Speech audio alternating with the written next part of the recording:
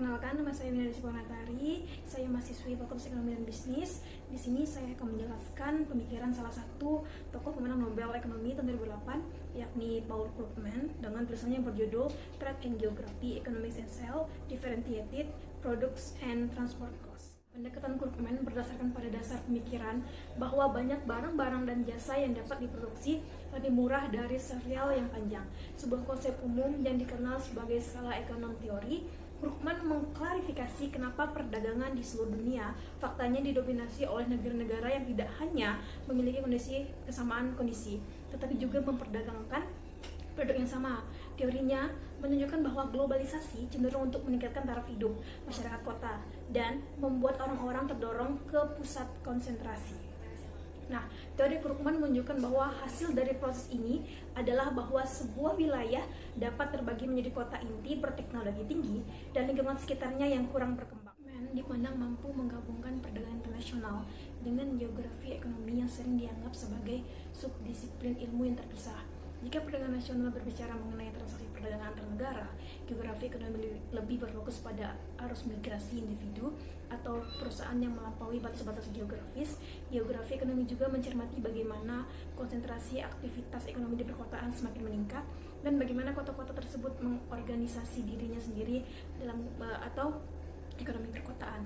Krugman kemudian berhasil memformulasikan teori baru mengenai dampak perdagangan bebas dan faktor-faktor penentu terjadinya migrasi global. Kreasi cemerlang dari Krugman ini akhirnya tidak hanya menjadi sebuah teori baru dalam perdagangan, tapi juga menjadi teori baru dalam ekonomi geografi, di mana lokasi faktor-faktor produksi dan aktivitas ekonomi dapat dianalisis secara terpadu dalam sebuah kerangka model equilibrium yang lazim digunakan untuk analisis ekonomi. Saya setuju dengan pendekatan yang dikemukakan oleh Krugman. Krugman berfokus pada dampak skala ekonomi terhadap sektor perdagangan dan lokasi bisnis. Konsep skala ekonomi ini dapat disimpulkan bahwa makin banyak barang dan jasa diproduksi di satu pabrik yang sama, makin rendah pula biaya produksi yang harus dikeluarkan. Menurut Krugman, pasar tidak akan berkompetisi secara sempurna seperti yang dinyatakan oleh para pencipta teori perdagangan internasional terdahulu. Contohnya, kawasan industri atau sering disebut dengan industrial estate, yaitu suatu kawasan atau tempat pemusatan kegiatan industri, pengolahan yang dilengkapi dengan sarana dan prasarana yang telah disediakan oleh perusahaan pengolah kawasan industri. Nah, tujuan dibentuknya suatu kawasan industri ini untuk mempercepat pertumbuhan industri, memberikan kemudahan bagi kegiatan industri, mendorong kegiatan industri agar terpusat di kawasan, menyediakan fasilitas lokasi industri yang berwawasan lingkungan.